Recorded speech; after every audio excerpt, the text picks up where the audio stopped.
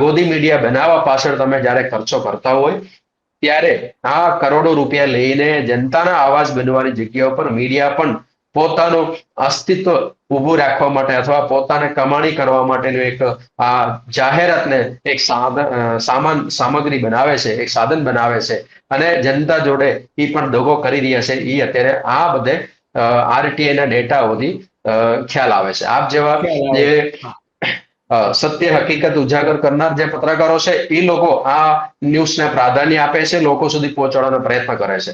પણ દુર્ભાગ્ય એ વસ્તુનું છે.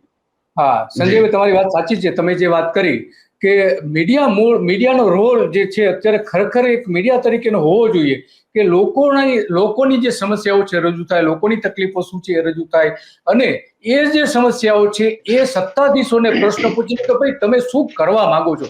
તમે આ બ્રિજની વાત કરી તો બ્રિજમાં ખરેખર જવાબદારી જે કોની છે એ સવાલ જે થવો જોઈએ મુખ્ય પ્રધાનને, પણ એ સવાલ નથી થતો.